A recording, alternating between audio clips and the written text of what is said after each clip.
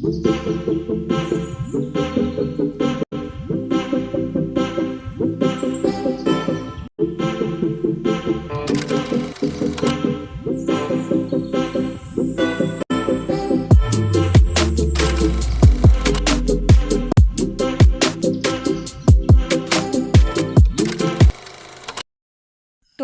সাথে আলাপ করার দাও সুযোগ আমারে, এসো সবাই গড়ি এক সুন্দর পরিবার ঘরে বাইরে। ভিডিওর প্রথমেই বুঝতে পেরেছো এটা কিসের ভিডিও হতে চলেছে। হ্যাঁ, এটা আমার জন্মদিনের ভিডিও। আর আমার জন্মদিনটা এবছর খুব ভালো একটা দিনে পড়েছিল, সেটা হলো জন্মাষ্টমীর দিন। তাই পুজো দিতে চলে যাচ্ছিলাম নন্দকেশ্বরীতলা সাঁইথিয়াতে, আমি আর বোন মিলে। বাস থেকে নেমে আমরা চলে এসেছিলাম নন্দকেশ্বরীতলা। এই নন্দকেশ্বরীতলাটা হচ্ছে 51 সতীপীঠের মধ্যে একটা সতীপীঠ। এখানে মায়ের কেশর অর্থাৎ চুল পড়েছিল, তাই মাকে পুজো দেওয়ার জন্য ওখান থেকে যে পুজোর ডালিটা সেটা কিনে নিয়ে সামনের দিকে এগোচ্ছিলাম মায়ের মন্দিরে। এখানে মায়ের মন্দির তো আছেই, আর মায়ের মন্দির থাকার সাথে সাথে এখানে মহাদেবেরও মন্দির করা আছে, আরও অনেক দেবতার মন্দির করা আছে, তাদের মধ্যে জগন্নাথ মন্দিরও আছে।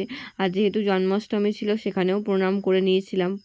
আর নন্দকেশ্বরীতলাতে আমার বিশেষ করে আসার কারণ ছিল, আমি মাকে কথা দিয়েছিলাম যে আমি যেদিন নিজে একটু হলেও রোজগার করব বা প্রথম রোজগার করব, সেই অর্থে আমি ওখানকার যে সমস্ত মানুষগুলো রয়েছে তাদেরকে নিজের সামর্থ্য মতো কিছু খাওয়াবো। আমি জানি এগুলো ভিডিও করা উচিত নয়, কিন্তু ফোনের ভিডিও কোন দিন ডিলিট হয়ে যাবে বলা যায় না, কিন্তু ইউটিউবে থাকলে সে ভিডিওটা সব সময়ের জন্য থেকে যাবে, আর আমি আমার জন্মদিন আর এই দিনটাকে মনে করতে পারবো। তাই তাদেরকে যেহেতু কথা দিয়েছিলাম, সেই কথা রাখতে তো আমাকে আসতেই হতো। আর এবার ভাববেন হয়তো যে কিসের রোজগার, এমন কিছু রোজগার নয়, তবে আমি 2টো বই সম্পাদনা করেছিলাম এবং নিজে কিছু বই লিখেছিলাম, সেখান থেকে কিছুটা রোজগার হয়েছিল। তাই সেটাই নিজের সামর্থ্য মতো আমার জন্মদিন উপলক্ষে ওনাদের খাওয়ার ব্যবস্থা করেছিলাম। তারপর আবার সেদিনকে পড়েছিল বিভৎস গরম, তার মধ্যে কেকটাও নেওয়ার ছিল যেটা অর্ডার দেওয়া ছিল। তো বিভৎস গরমের মধ্যে ফাইনালি বাড়ি এলাম, আর বাড়ি এসে দেখছিলাম যে আমার রাতের জন্মদিনের আয়োজন হচ্ছে। এখানে পলাশ কাকু রান্না করতে অলরেডি শুরু করে দিয়েছিল। বাড়ি চলে এসেছি, আর বাড়ি এসে দেখছি মা আমার জন্য রেডি করেছে। কি রেডি করেছে সেটা আমি দেখাচ্ছি। আজকে খুব খাটছে আমার বাবা, সকালে উঠে থেকে তাকিলেন ঘেমে গিয়েছে, আর ওইদিকে রান্না হচ্ছে, আর এইদিকে আমার খাওয়ার আয়োজন করা হয়েছে। I am feeling so special. আমার জন্মদিনটাকে স্পেশাল করতে মা, ঠাকুমা, কাকিমা, দাদু, বাবা সবাই মিলে একজোট হয়ে সেদিনকে আমার দিনটাকে খুব সুন্দর করেছে।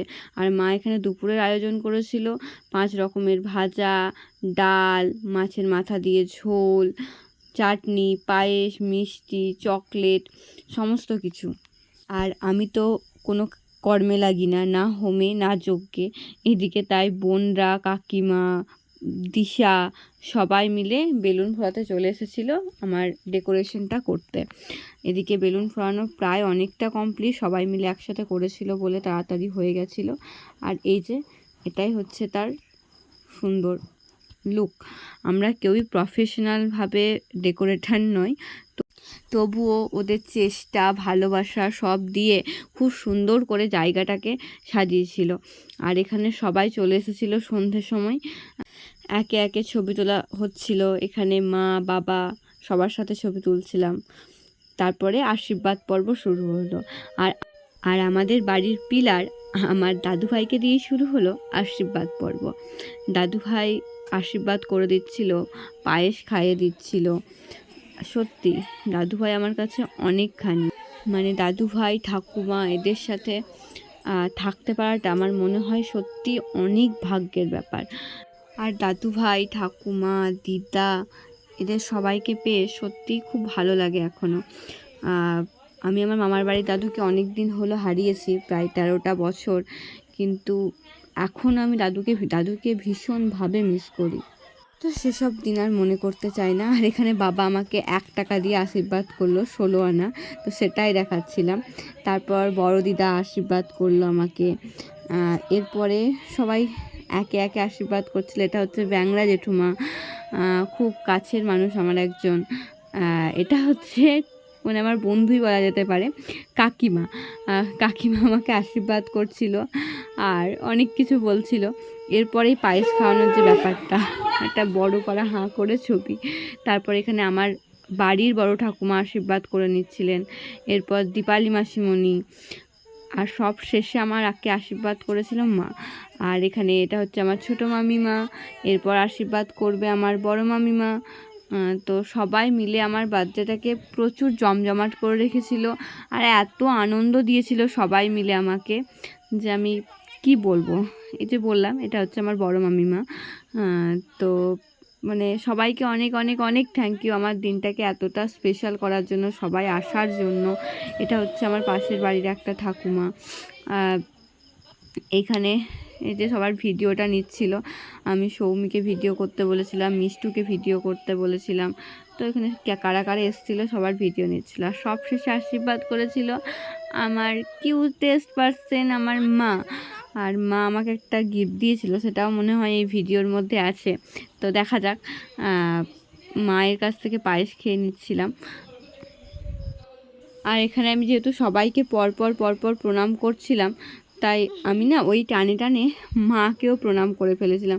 আমি আসলে কোনোদিন মাকে প্রণাম করি না, আমার কেন জানি না মনে হয় যে মাকে প্রণাম করলে মা আমার থেকে দূরে হয়ে গেল, এরকম একটা ব্যাপার। তো সবার টানে টানে মাকে প্রণাম করছিলাম। তো আমার বোন বলছে যে দিদি আর একবার হয়ে যাক, এই ছবিটা থাকুক, প্রণাম করলি প্রথমবার, মানে সবাইকে করছিলাম তো সেই টানে টানে হয়ে গেছে প্রণামটা। আর এখানে মা আমাকে একটা রিসলেট গিফট করেছিল। ব্রেসলেটটা যখন পরবো তখন খুব ভালো করে দেখাবো, এখানে ভিডিওতে খুব একটা ভালো করে আসেনি। ব্রেসলেটটা খুবই সুন্দর লেগেছে আমার, একটা ব্লু স্টোনের মধ্যে খুব সুন্দর লেগেছে ব্রেসলেটটা।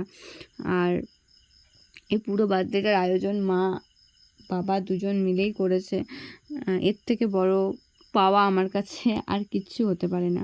তারপরে এই যে আমি, তন্নি মানে আমার কাকুর মেয়ে বুনি, আর এই যে ভাইজি মিলে আমরা কেক কেটে নিচ্ছিলাম।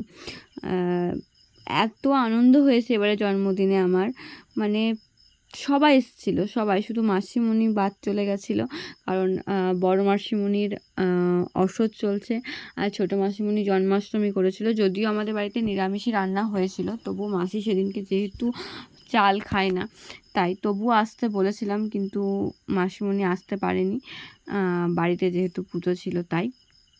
আর এখানে দিশা, এই যে কাউকে তো একটা কেয়ার করতে হবে, এটা লক্ষ্যই করিনি, ভিডিওটা দেখতে দেখতে দেখছি আগুনটা লেগে যেতে পারে, তার জন্য ও সরিয়ে রেখে দিয়েছে মোমবাতিটা। আর এই যে এটা ওই আমাকে নিজের হাতে তৈরি করা গিফট দিয়েছে, মানে একটা মানুষ নিজে খেটে সময়টাকে ব্যয় করে আমার জন্য গিফট তৈরি করেছে এত ব্যস্ততার মাঝেও। মানে এখানে মনে হয় যে হ্যাঁ, I am lucky to have this type of person in my life. জানি না কি ইংলিশ বললাম, বাট সত্যি এটা আমার মন থেকে এলো। মানে এখানে লেখা ছিল কথায় কবিতায়, ও জানে আমি কবিতাটাকে কতটা ভালোবাসি, মানে আমার প্রথম ভালোবাসা বলা যেতে পারে আমার কবিতা। একটু বেশিই বকছি হয়তো আমি, আসলে বার্থডে তো ওই ভিডিওটা দেখছি আর মনে পড়ে যাচ্ছে 16 আগস্টের কথা। আমার অপূর্ব সুন্দর কেটেছিল, সবাই মানে এক একটা পার্সন আমার জন্মদিনটাকে স্পেশাল করবার জন্য এত এফোর্ট দিয়েছিল, বন্ধু বান্ধব, যাদের কাছ থেকে আমি এক্সপেক্টও করিনি যে আমি রাত্রে উইশ পাবো, তারাও আমাকে উইশ করেছিল। আর এখানেও বলছিল যে প্রচুর ঝাল দিয়েছে, আমাকে কেন খেতে ডাকলি, এটা তো অপমান হচ্ছে, আমি কত খেটেছি সেটা বল সবাইকে। এখানে কেক, রাইস, চানা পনির, মিক্স ভেজ, চাটনি, আর পাঁপড়, চকলেট, এসব দেওয়া হয়েছিল। আর এখানে দাদা বৌদি ভাই আর ভাইজি একসাথে বসেছিল। এখানে দিশা, মিষ্টু, আমি, বুনি, ভাই, বিষ্ণু, এরা সবাই একসাথে বসেছিলাম। আর এখানে লেগে গিয়েছিল একটা ভীষণ পড়াশোনার ম্যাটার নিয়ে কোশ্চেন অ্যান্সার, মানে মিষ্টু কি একটা বেঙ্গলি বলেছিল, সেটা কিন্তু আই থিঙ্ক বিদ্রোহী বা এরকম কিছু একটা বেঙ্গলি নিয়ে। তো আমার দাদা হচ্ছে বেঙ্গলিতে অনার্স, মানে সে কি বলবো, দাদা মানে বেঙ্গলিতে এতটাই ভালো মানে তুমি যদি ওর কাছে বেঙ্গলি পড়তে যাও তোমাকে একদম প্রথম থেকে ধরাবে। মানে তুমি একটা হয়তো ডেফিনেশন বলছো, তো দাদা আবার পিছন থেকে ধরবে। তো এরকম একটা বিষয় নিয়ে আলোচনা হচ্ছিল খেতে খেতেই। তো যাই হোক, এরকম করে আমার জন্মদিনটা অসম্ভব সুন্দর কেটেছিল। আর যারা যারা ভিডিওটা দেখছো তাদের মধ্যেও হয়তো আমাকে অনেকে উইশ করেছিলে, তো সবাইকে অনেক অনেক অনেক থ্যাংক ইউ আমার জন্মদিনটাকে স্পেশাল করার জন্য। আর কি বলবো, আমার আর মুখের ভাষা পাচ্ছি না, মানে আমার এতটাই ভালো কেটেছিল এই আমার জন্মদিনটা। গিফট ওপেনের ভিডিওটা আমি পরে করব, ভিডিওটা এখানেই শেষ করছি, টাটা।